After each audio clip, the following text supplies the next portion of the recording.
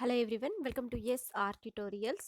Friends, ఈ వీడియోలో మనం ఎస్సీ వర్గీకరణ తర్వాతే డిఎస్సి నోటిఫికేషన్ ఫిబ్రవరి మొదటి వారంలో హైకోర్టుకు ఏకసభ్య కమిషన్ నివేదిక అంటూ వచ్చినటువంటి ఈ ఆర్టికల్ని గురించి అయితే మనము ఈ వీడియోలో తెలుసుకుందాం. తెలంగాణ రాష్ట్రంలో మరోసారి ఉపాధ్యాయ పోస్టుల నియామకం డిఎస్సి 2025 కోసం నిరుద్యోగులు ఎదురు చూస్తున్నారు.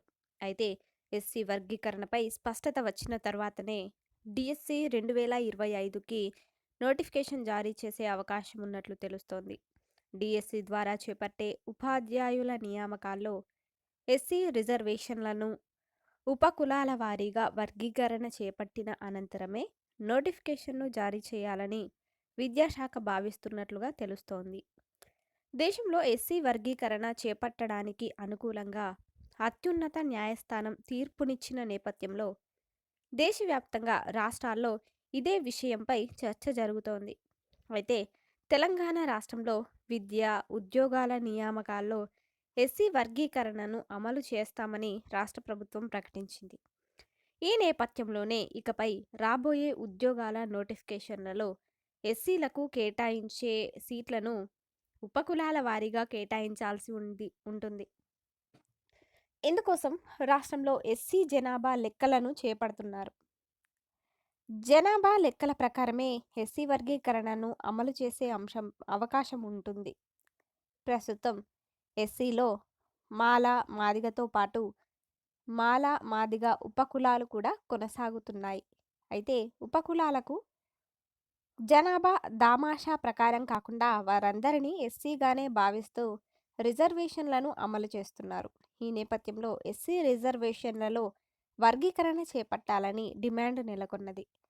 ఈ నేపథ్యంలో సుప్రీంకోర్టు ఎస్సీ వర్గీకరణకు అనుకూలంగా సుప్రీంకోర్టు తీర్పునిచ్చిన విషయం తెలిసిందే. ఈ నేపథ్యంలోనే ఇకపై రాష్ట్రంలో విద్యా, ఉద్యోగాల్లో ఎస్సీ రిజర్వేషన్లను ఉపకులాల వారీగా అమలు చేయనున్నారు. ఎలా అంటే ప్రస్తుతం విద్యా, ఉద్యోగాల రిజర్వేషన్లలో ఎస్సీలకు 15%, ఎస్టీలకు 6%, బీసీలకు 29%, ఇతరులకు 50% అమలు చేస్తున్నారు. అయితే బీసీల్లో ఉన్న ఉపకులాల వారీగా వారికి కేటాయించిన 29%లో బీసీఏలకు 7%, బీసీబీలకు 10%, బీసీసీలకు 1%, బీసీడీలకు 7%, బీసీఈలకు 4% కలిపి అమలు చేస్తున్నారు. ఇకపై ఎస్సీలకు కూడా వారి జనాభాలోని ఉపకులాల వారీగా అమలు చేయాల్సి ఉంటుంది. ఇందుకోసం ఎస్సీ జనాభా సేకరణ చేపట్టి వారిలో ఉన్న ఉపకులాల వారీగా రిజర్వేషన్ల అమలుపై తేల్చడం కోసం తెలంగాణ రాష్ట్ర ప్రభుత్వం ఏకసభ్య కమిషన్ను గత ఏడాది అక్టోబర్లో ఏర్పాటు చేసింది. కమిషన్ నవంబర్ మొదటి వారంలో బాధ్యతలు తీసుకుని ఈ నెల 6వ తేదీ నాటికి 60 రోజులు పూర్తయిన నేపథ్యంలో తమ కమిషన్ నివేదికను సమర్పించడానికి మరో నెల రోజుల సమయం కావాలని కోరినట్లుగా తెలుస్తోంది. అయితే ఈ నేపథ్యంలో ఏకసభ్య కమిషన్ ఫిబ్రవరి మొదటి వారంలో తమ నివేదికను హైకోర్టుకి సమర్పించే అవకాశం ఉన్నట్లు తెలుస్తోంది. ఈలోపుగా ప్రభుత్వానికి సమర్పించనుంది. అయితే ఏకసభ్య కమిషన్ నివేదికతో పాటు రాష్ట్ర ప్రభుత్వం కేబినెట్ సబ్ కమిటీని సైతం ఏర్పాటు చేసింది. కేబినెట్ సబ్ కమిటీ కూడా రాష్ట్రంలోని ఎస్సీ వర్గీకరణపై తమ అభిప్రాయాలను ప్రభుత్వానికి సమర్పించనుంది. ఈ నేపథ్యంలో 2 కమిటీలు సమర్పించే నివేదికల ఆధారంగా రాష్ట్ర ప్రభుత్వం ఎస్సీ వర్గీకరణపై నిర్ణయం తీసుకునే అవకాశం ఉంటుంది. ప్రభుత్వం తీసుకునే నిర్ణయం మేరకు భవిష్యత్తులో జరిగే ఉద్యోగ నియామకాల్లో ఎస్సీలకు రిజర్వేషన్లను అమలు చేస్తారు.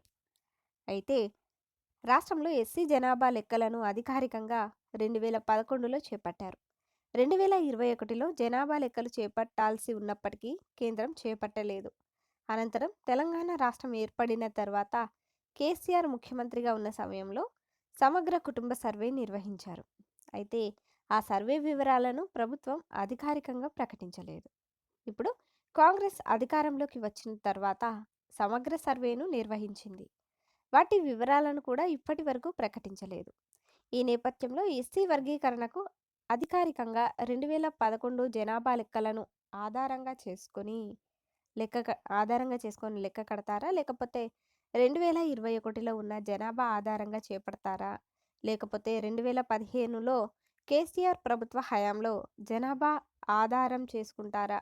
లేకపోతే కాంగ్రెస్ ప్రభుత్వం చేపట్టిన సర్వే ఆధారంగా చేపడతారా? అనేది కమిటీ సమర్పించే నివేదికను బట్టి తెలిసే అవకాశం ఉంటుంది. ఈ నేపథ్యంలో రాష్ట్రంలో ఎస్సీ వర్గీకరణపై ప్రభుత్వం తేల్చిన తర్వాతనే డీఎస్సీ 2025కి నోటిఫికేషన్ వెలువడే అవకాశం ఉన్నట్లు తెలుస్తోంది. అంటే ఈ విధంగా అయితే రావడం అయితే జరిగిందనమాట. ఎస్సీ వర్గీకరణ తర్వాతే డీఎస్సీ నోటిఫికేషన్ అంటూ. దీనిపై మీ అభిప్రాయం ఏంటో కామెంట్లలో తప్పకుండా తెలపండి. Thank you.